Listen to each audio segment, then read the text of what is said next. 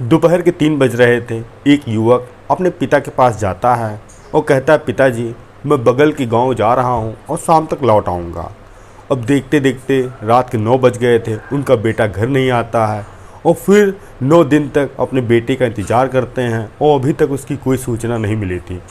अब जो माता पिता पहुंचते हैं थाने में, अपने बेटे की मिसिंग रिपोर्ट लिखाते हैं और फिर 4 महीने पता चलता है कि उनके बेटे का कत्ल किया गया है और उसके 2 टुकड़े किए गए थे और उसकी हड्डियों को जो कि जला दिया गया है। और जब पुलिस उन 5 आरोपियों को पकड़ती है, जब उनसे कड़ाई से पूछताछ करती है, तो एक ऐसा हैरान कर देने वाला सच सामने आता है जो कि बहुत ही चौंका देने वाला है।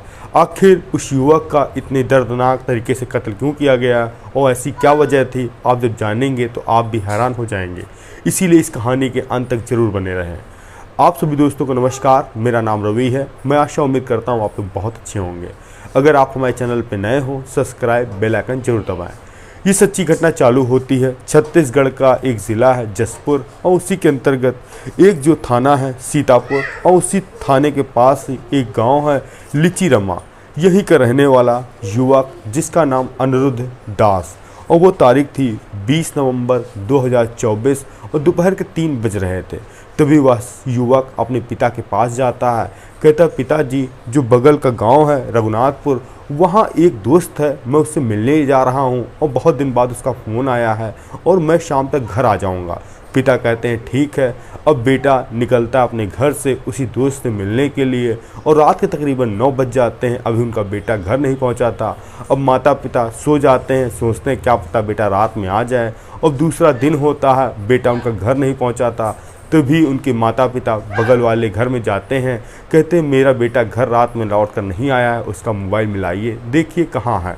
अब जब बगल वाले लोग उनके बेटे का फ़ोन मिलाते हैं, फ़ोन स्विच ऑफ आता है। अब जो माता पिता निराश होकर अपने घर जाते हैं और सारे रिश्तेदारी में पता करते हैं आखिर उनका बेटा कहीं गया तो नहीं है। अब सब दिन प्रयास कर रहे थे, इधर देखते देखते दिन भी बढ़ रहा था। तभी 29 नवंबर 2025 को थक हार जाते हैं और पहुंचते हैं थाने में, अपने बेटे की मिसिंग कंप्लेन लिखाते हैं और कहते हैं साहब मेरा बेटा 9 दिन पहले घर से निकला था इस काम से लिए इस गांव में और अभी तक वह घर नहीं लौट कर आया। अब पुलिस वाले उस घर जाते हैं, वहाँ पर जिस गांव में बेटे ने बताया था वहाँ पता चलता है वह युवक यहाँ आया ही नहीं है। अब पुलिस वाले भी थक हार के यह मामला ठंडे बस्ते में कर देते हैं। अब पिता माता मानते नहीं हैं। 20 दिन बाद वह फिर थाने जाते हैं और पुलिस अफसरों से कहते हैं मेरे बेटे का ढूंढने का प्रयास करिए और मुझे कोई अनहोनी की चिंता सता रही है। पुलिस वाले कहते हैं ठीक है, हम हर संभव मदद कर रहे हैं। अब जो पुलिस की टीम थी वह फ़ोटो को सभी थानों में सर्कुलेट किया जाता है और पता लगाने की कोशिश करी जाती है कोई युवक लापता मिले या कोई लाश मिले, उसे शिनाख्त हो जाए कि आखिर यह युवक कौन है। अब जो पुलिस वाले थे अब उस युवक की लास्ट लोकेशन खंगालते हैं तो पता चलता है जो लास्ट लोकेशन कसाबेल थाना है उसी के जंगल में मिली है। और पुलिस की टीम एक जंगल में पहुंचती है तो पता चलता है वहां पर कोई भी नहीं है। अब पुलिस वाले अब इधर सब मुखबिर एक्टिव कर देते हैं और पता लगाने की कोशिश करते हैं जो अनिरुद्ध दास है उसका किसी से कोई दुश्मनी थी या किसी से कोई लड़ाई झगड़ा है, ऐसा तो नहीं किसी ने रंजिश में उसका कत्ल कर दिया हो। अब पुलिस ने मुखबिर लगाए थे और इधर सब टीमें गठित थी। तभी पता चलता है जो कि पास का ही गाँव है जिसका नाम है कमुडा टोली, वहाँ का रहने वाला श्याम, जिसकी अनिरुद्ध दास से नवंबर महीने में काफ़ी ज़्यादा मारपीट हुई थी और जिसके बाद दोनों ने एक दूसरे को हिदायत दी थी मैं तुमको देख लूँगा। अब पुलिस की फ़ौरन टीम पहुँचती उसी गांव में और श्याम नाम युवक को उठाती है और उससे कड़ाई से पूछताछ करती है कि तुमने अनिरुद्ध दास को कहाँ गायब किया है, तुमने कहाँ छुपा के रखा है, तुम बताओ। तभी श्याम कहता है कुछ दिन पहले ही वह मेरे गांव आया था और इसी दरमियान हमारी और उसकी लड़ाई झगड़ा हुई थी और फिर इसके बाद मैंने उससे कुछ भी नहीं किया, ना कुछ कहा है। अब पुलिस की टीम गांव वाले से पता करती है कि जो श्याम है और अनिरुद्ध का किस बात के लेके विवाद हुआ था। तभी गांव वाले बताते हैं जो श्याम की भाभी है और उसका अनिरुद्ध से अफेयर था, इसीलिए वह अक्सर इस गांव आता था और जब श्याम देखता था तो दोनों में लड़ाई झगड़ा होता था। और पुलिस की टीम दोबारा श्याम को उठाती है, उससे कड़ाई से पूछताछ करती है कि तुम सच सच बता दो, तुमने अनिरुद्ध दास को कहाँ छुपा के रखा है। अब वह पुलिस के सामने ज़्यादा देर तक टिक नहीं पाता, वह टूट जाता है और पुलिस को फिर एक ऐसी कहानी बताता है जो कि काफ़ी हैरान और परेशान कर देने वाली है और सोचने पर मजबूर कर देने वाली है कि आखिर कोई ऐसा कैसे कर सकता है। तभी श्याम कहता है 20 नवंबर 2024 का साल था और शाम के तकरीबन 7 के 8 बजे थे। तभी मैं काम के सिलसिले में बाहर गया था और मैं आता हूँ और देखता हूँ जो अनिरुद्ध दास है वह मेरे घर के पीछे सुनसान इलाके में खड़ा होकर बात कर रहा है हंस हंस के। और तभी मैं इन सब बातों को इग्नोर करके मैं अपने घर जाता हूँ और मैं देखता हूँ मेरी भाभी भी हंस हंस के बात कर रही है। तो मुझे पूरा पक्का हो जाता है अनिरुद्ध दास मेरी भाभी को फ़ोन लगाकर बात कर रहा है और यह एक ऐसे मौके की फिराक में है कि जब दोनों मिल सके। इसी दरमियान मैंने अपने दोस्त गोलू को फ़ोन मिलाया और कहा फ़ौरन तुम आ जाओ। उसके साथ जो मेरा एक दोस्त और था कुंदन और प्रदीप को भी फ़ोन मिलाया।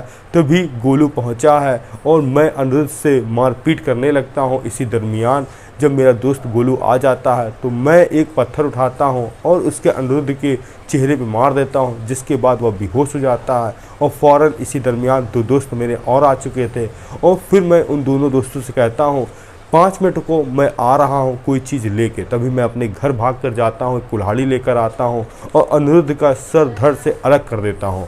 इसके बाद फिर मैं एक तिरपाल मंगाता हूं और रस्सी मंगाता हूं, उस पूरे धड़ को और जो उसका सर था धड़ को इस तिरपाल में लपेटता हूँ। लपेटने के बाद रस्सी से बांधता हूँ और फिर एक स्कॉर्पियो गाड़ी में उन दोनों धड़ को लेकर जाता हूँ अपने घर से लगभग 5 से 6 किलोमीटर एक सुनसान इलाका है जहाँ पे जंगल है।